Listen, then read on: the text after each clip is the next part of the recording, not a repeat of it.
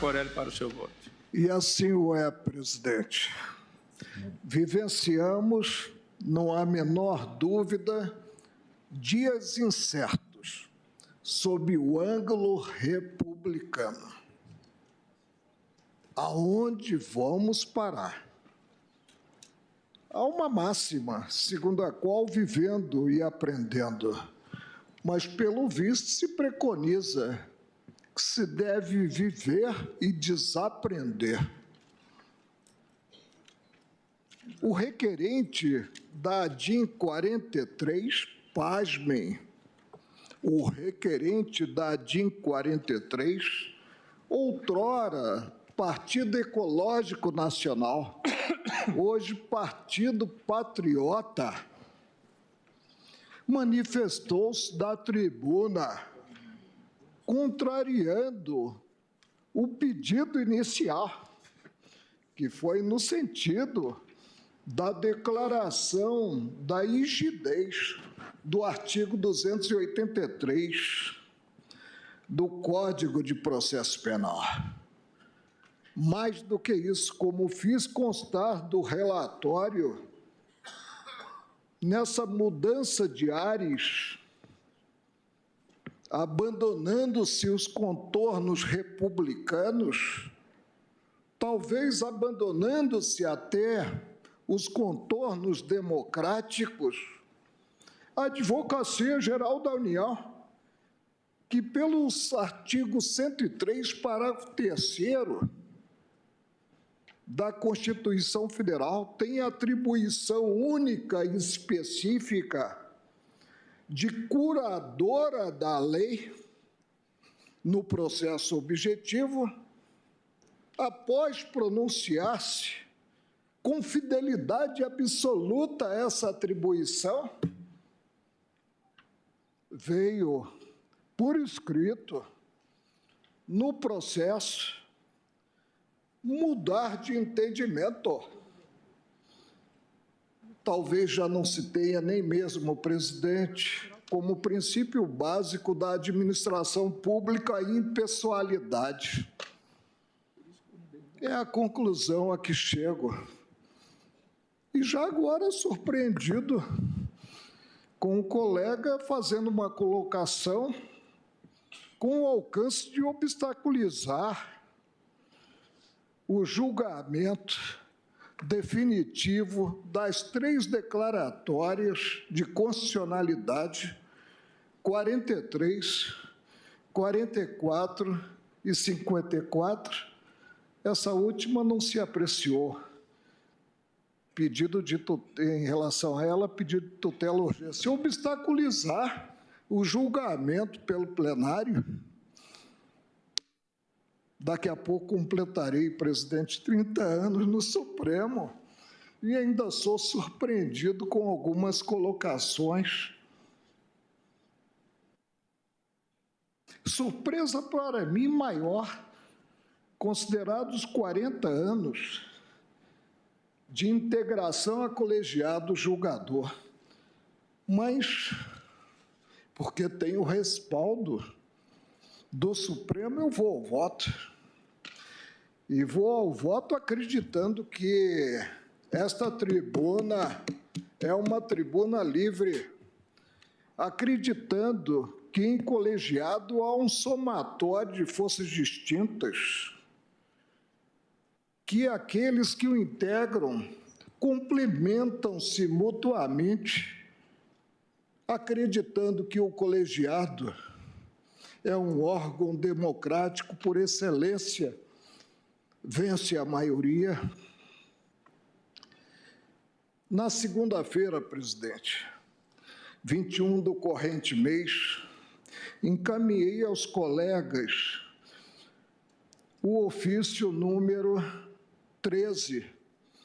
Por sinal, meu número de sorte não é número de sorte apenas do Zagalo. 13, 2019, gabinete daquele que está relatando essas 3 ações. Valeu-me esse ofício até uma picardia de um colega no que disse que eu já estou trocando figurinhas. Mas não foi bem isso, presidente, porque eu tive o cuidado de começar o ofício consignando. Já se disse que o julgamento das ações declaratórias de constitucionalidade 43, 44 e 54 é o do ano judiciário 2019. E correu, eu recebi no WhatsApp, que se estaria reforçando a rampa aqui do Supremo, porque teríamos caminhão subindo a rampa. A visão que tenho sobre o tema em discussão é desde sempre conhecida.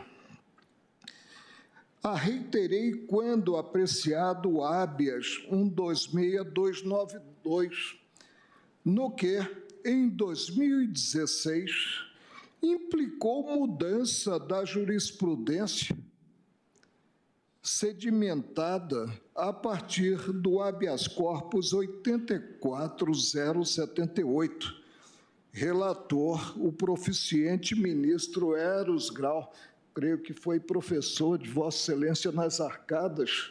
Tal qual o ministro Lewandowski. Tal qual o ministro Ricardo Lewandowski. Representante discente. Julgado em 5 de fevereiro de 2009.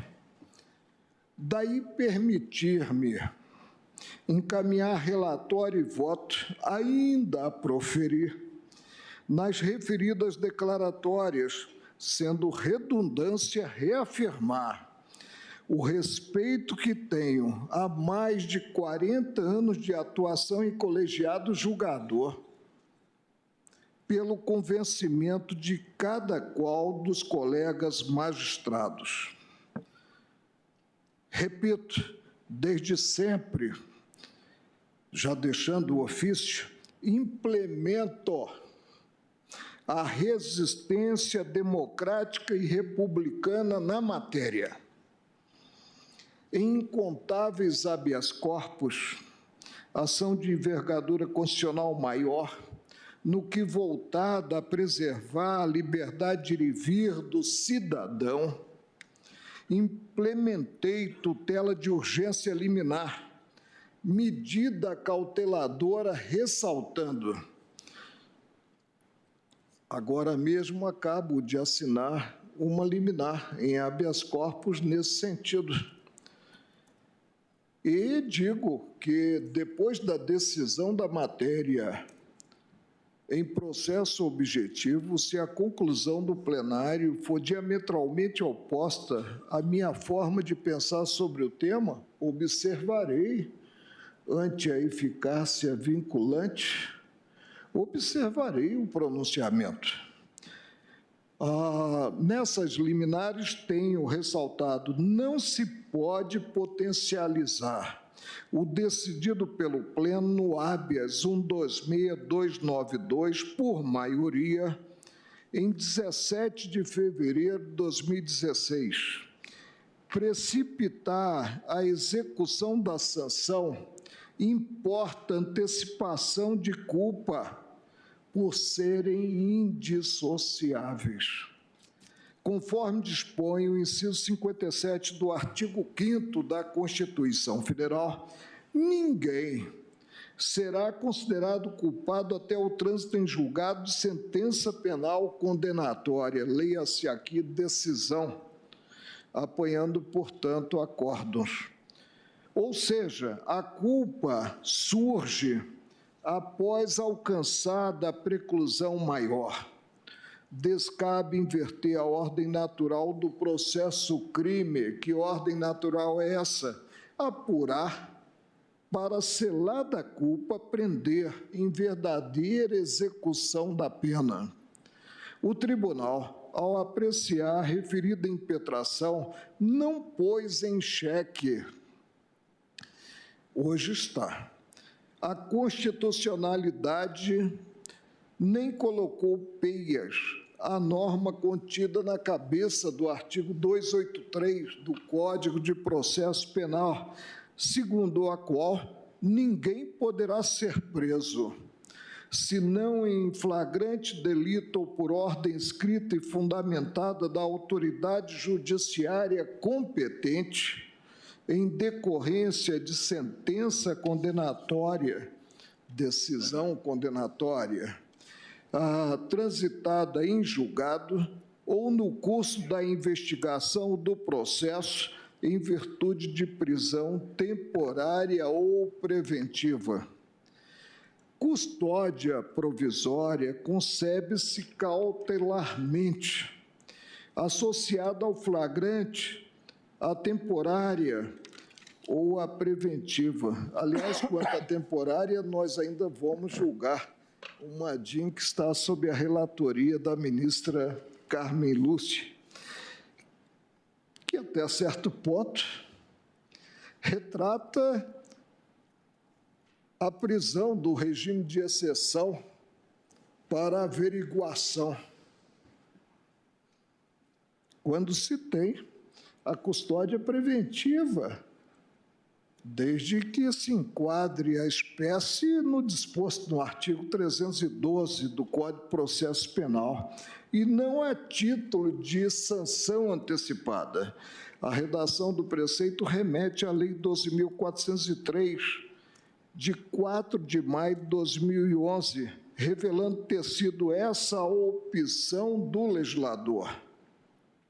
Ante o forte patrulhamento vivenciado nos dias de hoje, fique esclarecido que nas ações declaratórias de constitucionalidade não havia, quando redigir a liminar, o padrão, não havia ainda 54. 43 e 44, nas quais, questionado o mencionado dispositivo, o Pleno deixou de implementar liminar, ocasião em que fiquei vencido na companhia honrosa de alguns colegas.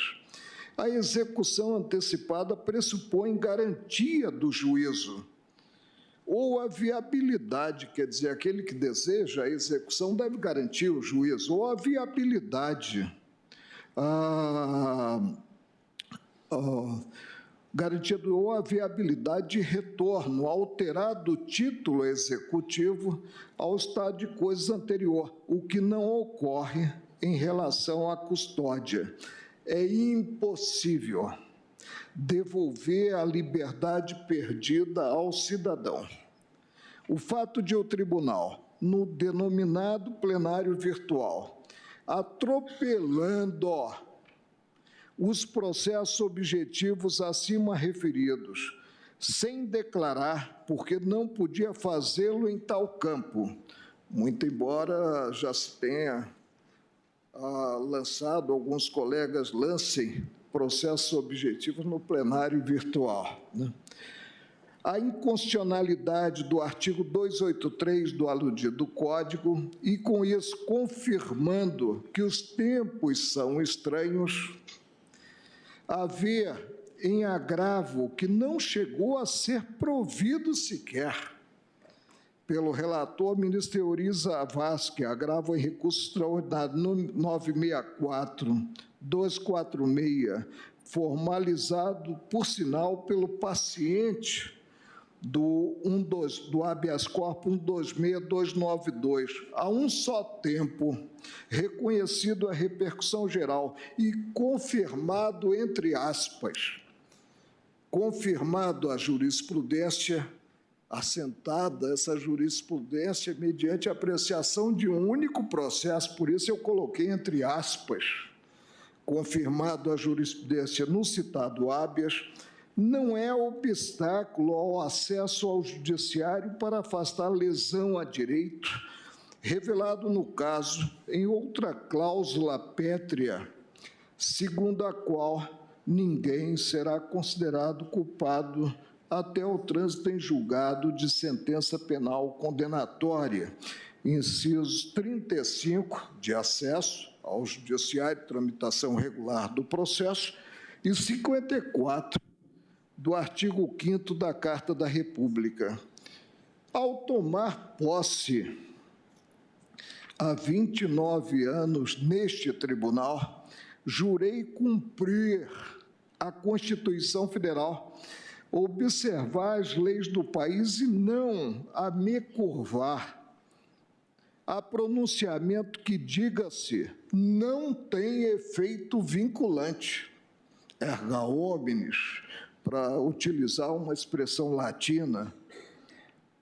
De qualquer forma, está-se no Supremo, última trincheira da cidadania, se é que continua sendo. O julgamento virtual, a discrepar do que ocorre em colegiado no verdadeiro plenário, o foi por 6 votos a 4, e o seria, presumo, por 6 a 5, houvesse votado a ministra Rosa Weber, fato a revelar encontrar-se o tribunal dividido. A minoria reafirmou a ótica anterior, eu próprio e os ministros Celso de Mello, Ricardo Lewandowski e Vossa Excelência, presidente. Tempos estranhos os vivenciados nesta sofrida república, que cada qual faça a sua parte com desassombro, com pureza d'alma, segundo ciência e consciência possuídas, presente a busca da segurança jurídica. Esta pressupõe a supremacia não de maioria eventual, conforme a composição do tribunal, mas da Constituição Federal, que a todos indistintamente submete, inclusive o Supremo, seu guarda-maior. Em época de crise, impõe-se observar princípios, impõe-se a resistência democrática, a resistência republicana. De todo modo, a sinalização de a matéria vir a ser julgada com a possibilidade, consoante noticiado pela imprensa, de um dos que formaram na corrente majoritária, e o score foi de 6 a 5, no habeas a que me referi, vir a evoluir. Destaco ter liberado em 4, Vossa Excelência ressaltou, de dezembro de 2017, para inserção na pauta dirigida do Pleno, ato situado no campo das atribuições da presidência, as ações declaratórias de constitucionalidade 43 e 44, visando o exame de mérito, bem como, em 19 de abril de 2018, a de número 54, para análise do pedido de liminar. Os processos apenas foram incluídos pela presidência, depois de liberados, na pauta da sessão plenária do dia 10 de abril de 2019, por Vossa Excelência, foram incluídos. Tendo sido posteriormente excluído do calendário julgamento sem nova designação, pelo menos naquela época de data. Ressalte-se que a última, a 54, está lastreada em fato novo, a evolução na manifestação do ministro Gilmar Mendes no exame do habeas corpus 152752, relator ministro Luiz Edson Fachin, a retratar a revisão da ótica que ensejou escassa maioria. As ações declaratórias 43, 44 e 54 versam o reconhecimento, tendo em vista o figurino do artigo 5º, inciso 57 da Constituição Federal, da constitucionalidade do artigo 283 do Código de Processo Penal, no que condiciona o início do cumprimento da pena ao trânsito em julgado do título condenatório. Ante a identidade de objetos, tem-se quadro direcionado à simultânea das ações cujos processos foram distribuídos por prevenção na forma do regimento interno e apensados mediante despachos formalizados em 23 de maio de 2016 e 11 de abril de 2019. Atentem para a organicidade do direito, levando em conta o teor do artigo 5º, inciso 57 da Lei Maior.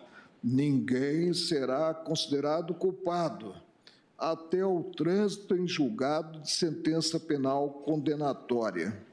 A literalidade do preceito não deixa margem a dúvidas.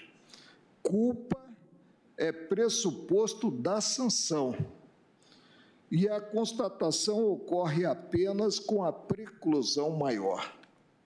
O dispositivo, foi ressaltado da tribuna, não abre campo a controvérsias semânticas.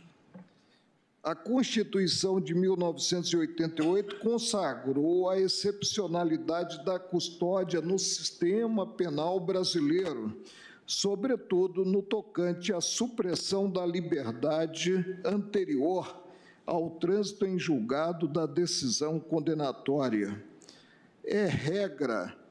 A regra é apurar para, em virtude de título judicial, condenatório precluso na via da recorribilidade, prender em execução da pena que não admite a forma provisória.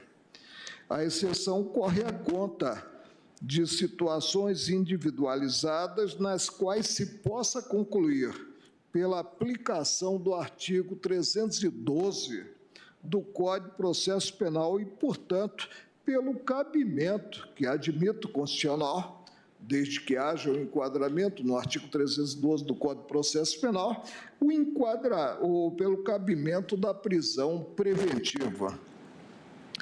O abandono do sentido unívoco do texto constitucional gera perplexidades, observada a situação veiculada. Pretende-se a declaração de constitucionalidade de preceito que reproduz o texto da Constituição Federal. Não vivêssemos tempos estranhos, o pleito soaria extravagante, sem propósito, mas, infelizmente, a pertinência do requerido nas iniciais surge inafastável.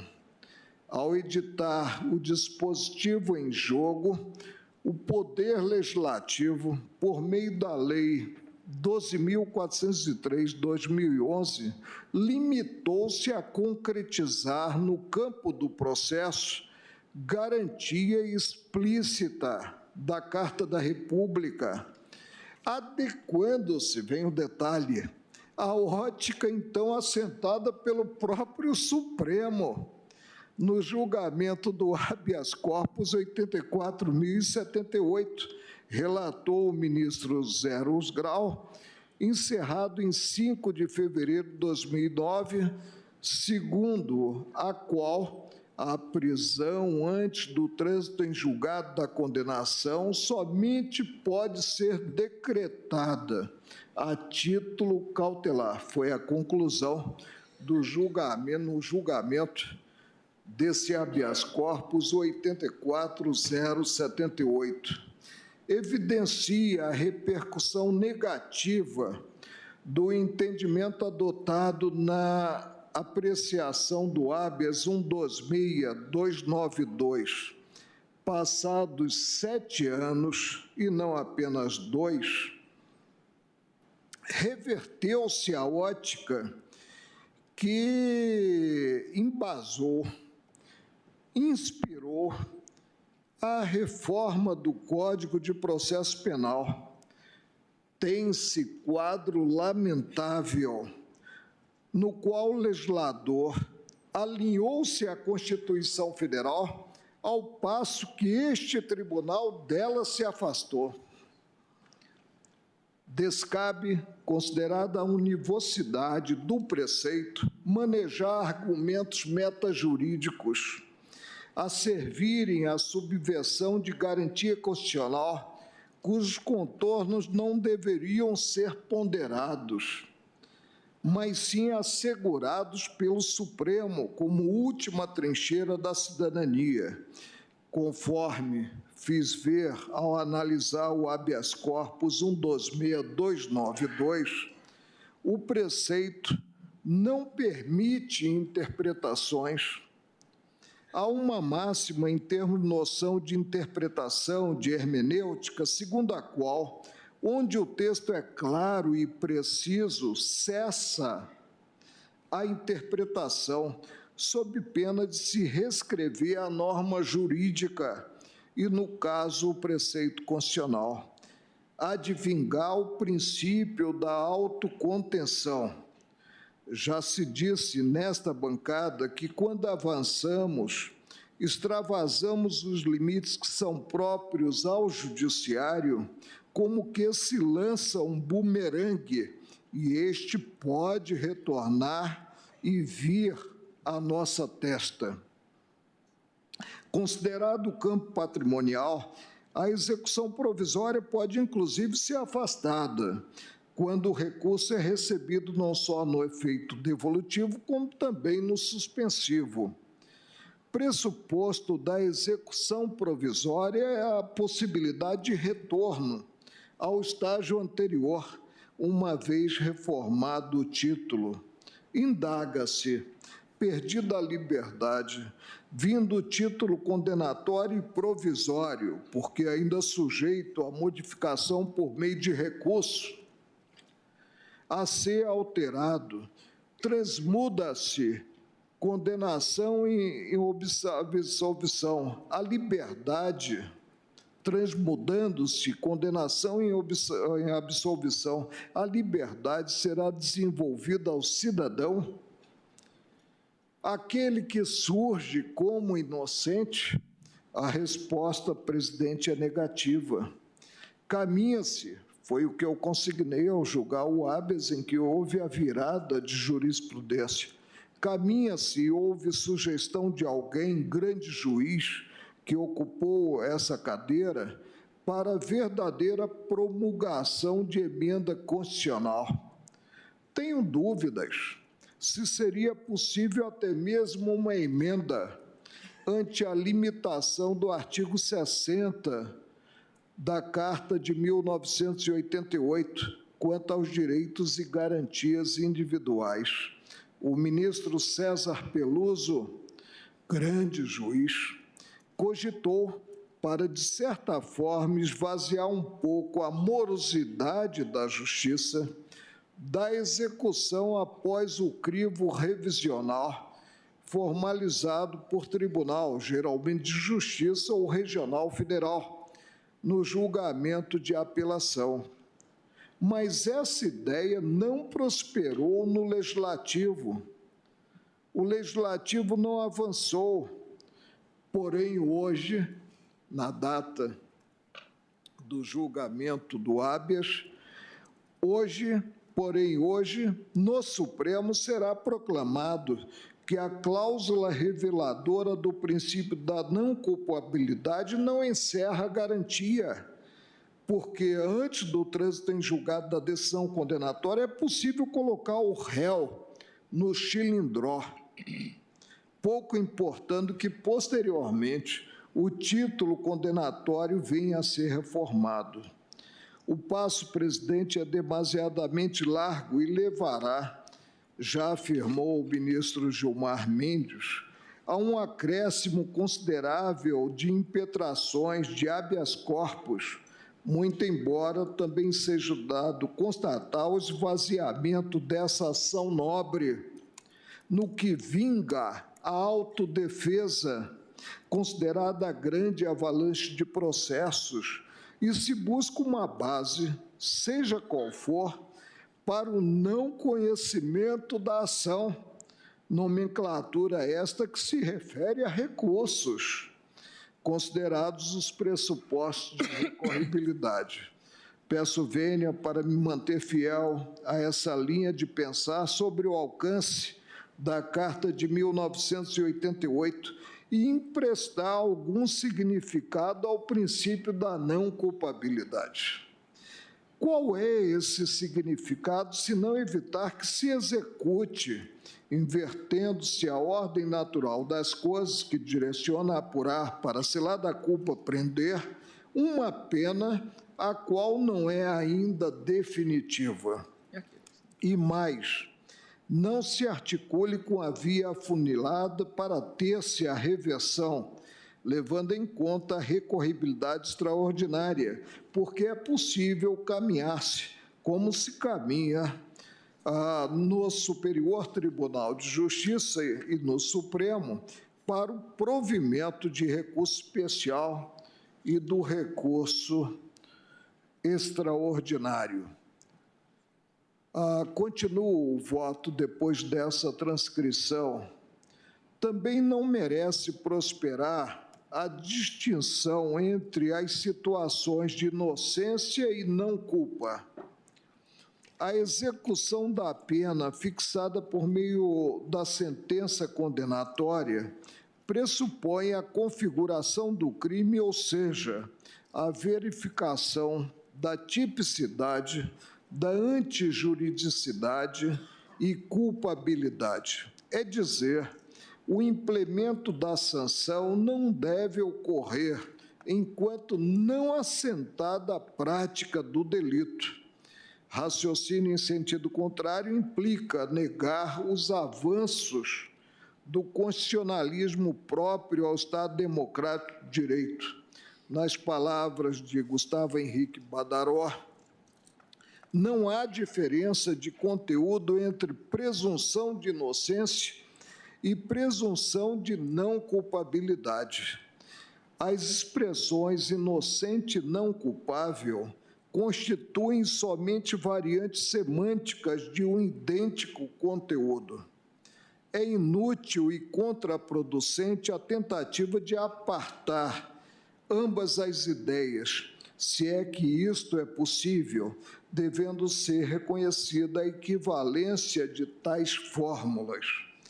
Procurar distingui-las é uma tentativa inútil do ponto de vista processual.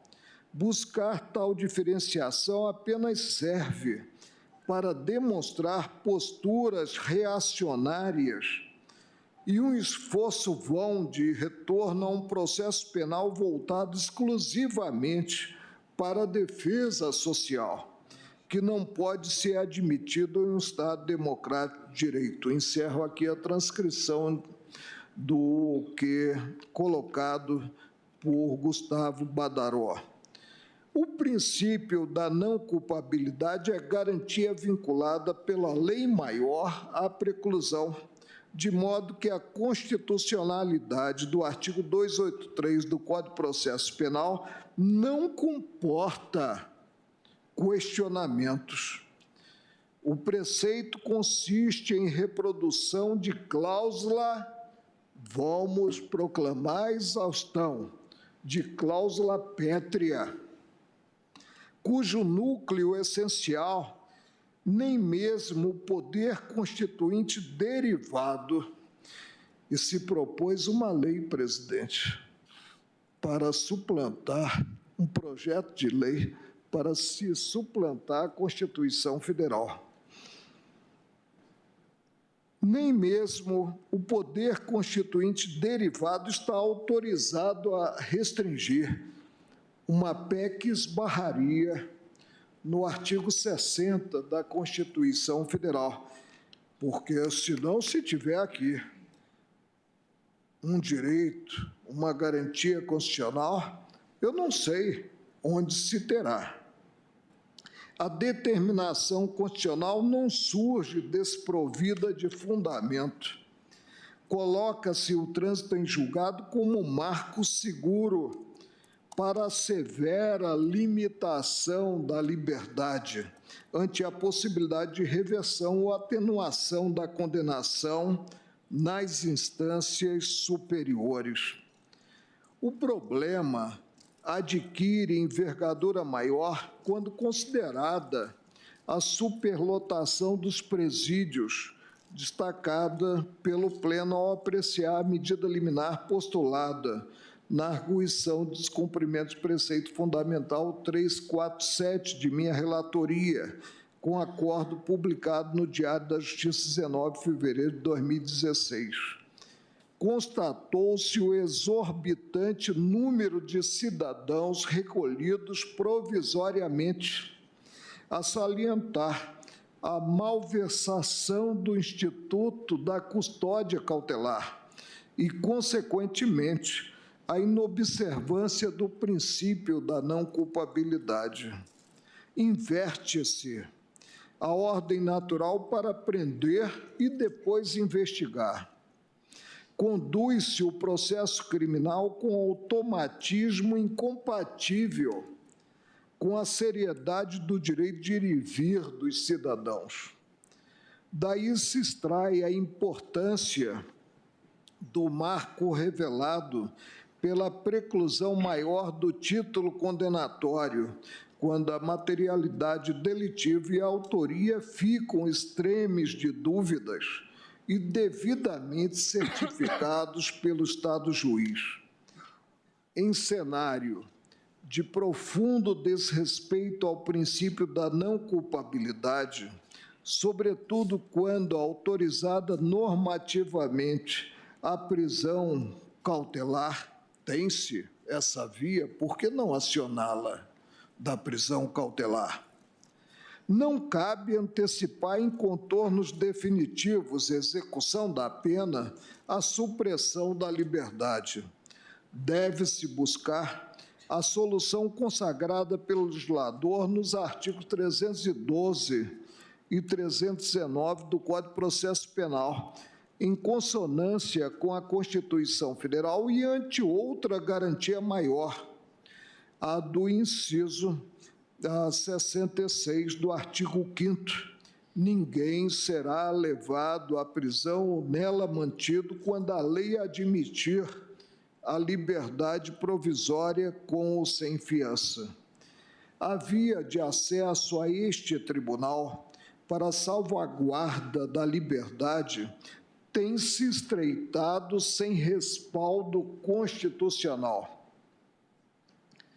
Em vez de incisivo na tutela de princípio tão caro ao Estado democrático de direito, o Supremo vem viabilizando a livre condução do processo persecutório por instâncias inferiores, despedindo-se de papel fundamental.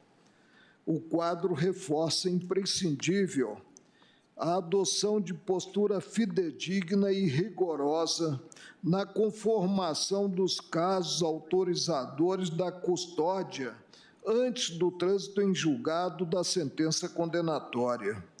Não se pode assentar a culpa para além dos limites expressos na lei maior, quando o próprio processo criminal é afastado do controle deste tribunal. Em resumo, suprime-se simultaneamente a garantia de recorrer solto às instâncias superiores e o direito de vê-la tutelada a qualquer tempo pelo Supremo. A harmonia com a Constituição de 1988, do artigo 283 do Código de Processo Penal, é completa, considerado o alcance do princípio da não culpabilidade, inexistindo campo para tergiversações que podem levar ao retrocesso constitucional, cultural em sentido maior. Uma vez realinhada a sistemática da prisão à literalidade do artigo 5º, inciso 57 da Carta da República, no que direciona, vamos repetir a exaustão, a apurar para, em virtude de título judicial condenatório precluso, na via da recorribilidade, prender em execução da pena, surge inviável, no plano da lógica, acolher o requerimento formalizado em caráter sucessivo nas ações declaratórias 43 e 54, concernente ao condicionamento da execução provisória da pena ao julgamento do recurso especial pelo Superior Tribunal de Justiça, como se esse tribunal fosse um Supremo Tribunal de Justiça,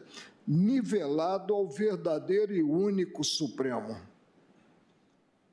Repito, o princípio constitucional da não culpabilidade pressupõe, para ter-se o início do cumprimento da sanção, o trânsito em julgado da sentença penal condenatória, a revelar a existência de pronunciamento precluso na via da recorribilidade.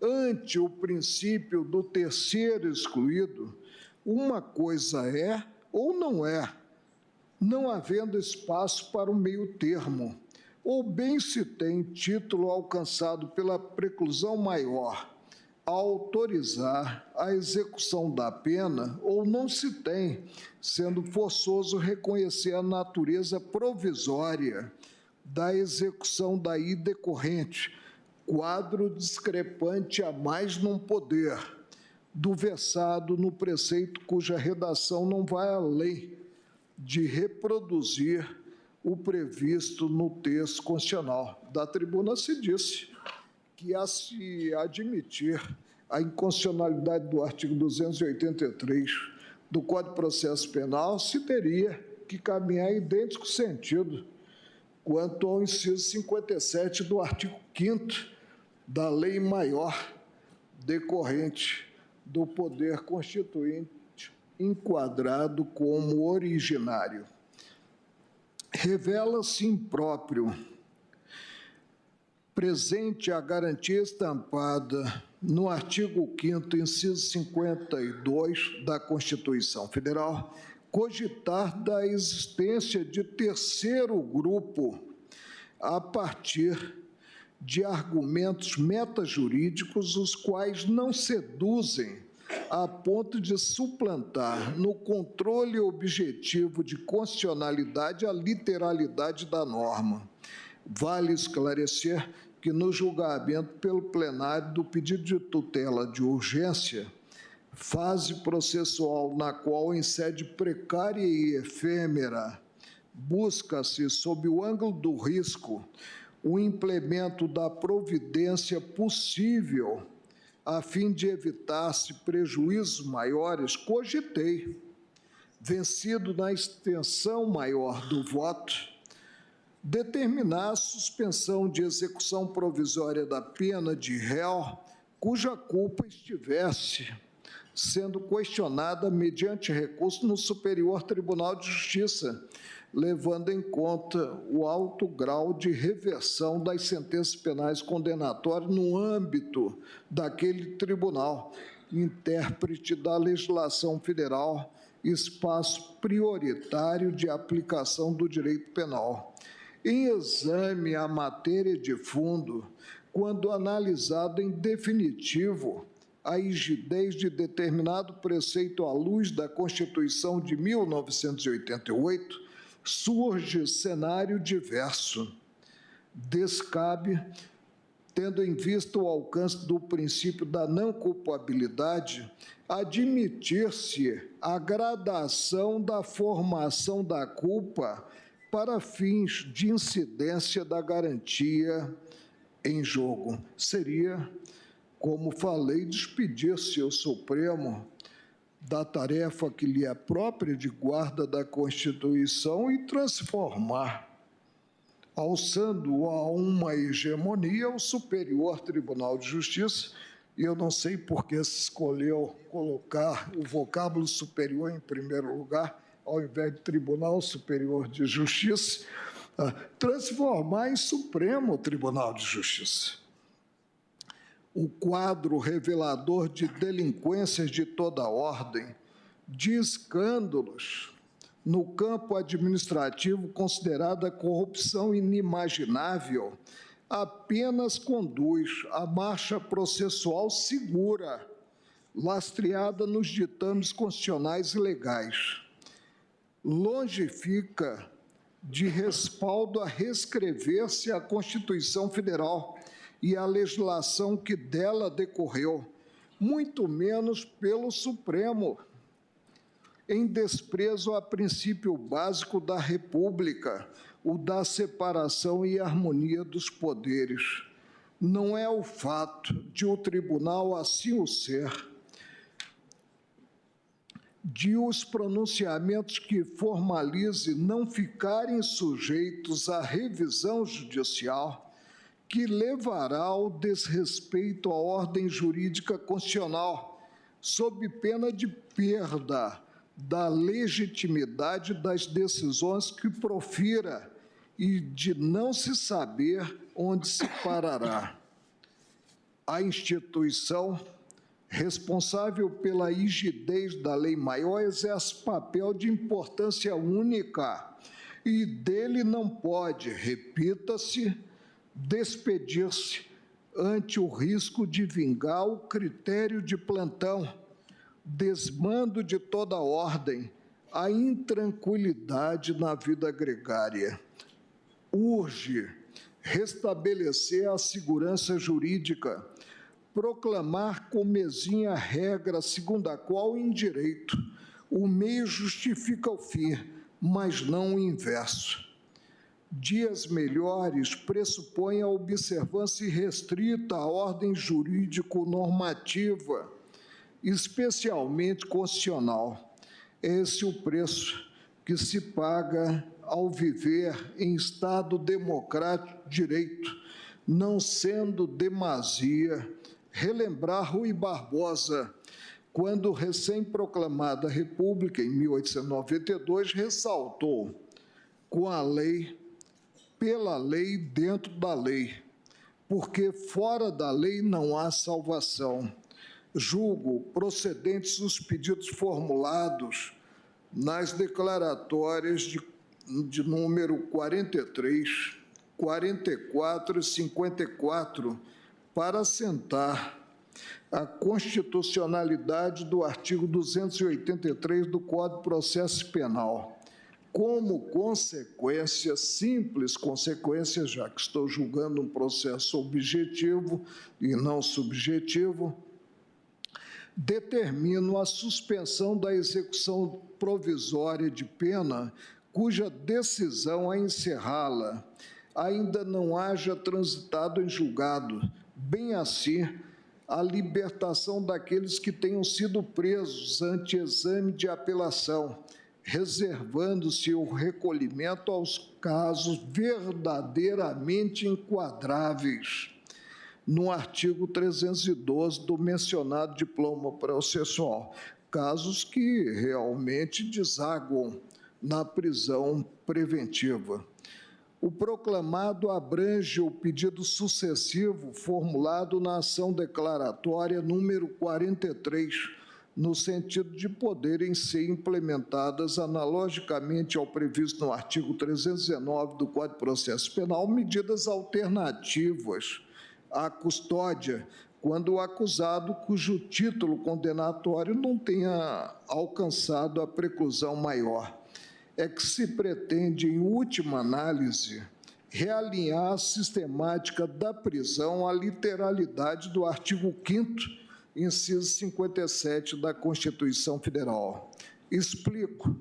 O manejo de providências diversas pressupõe a impossibilidade de prender-se indivíduo antes do trânsito em julgado do pronunciamento, situação na qual cabe ao magistrado cautelarmente impor, com os cuidados de estilo, a preventiva ou outras medidas descritas na norma processual. O pedido sucessivo apenas evidencia que, antes do exaurimento dos mecanismos recursais, surge inadequada a prisão do réu, salvo, exceção, portanto, salvo se atendidos os requisitos do artigo 312 do Código de Processo Penal. Essa sistemática é suficientemente restaurada com o reconhecimento da constitucionalidade do preceito em jogo, cujas balizas direcionam pedagogicamente a excepcionalidade da custódia. Como voto?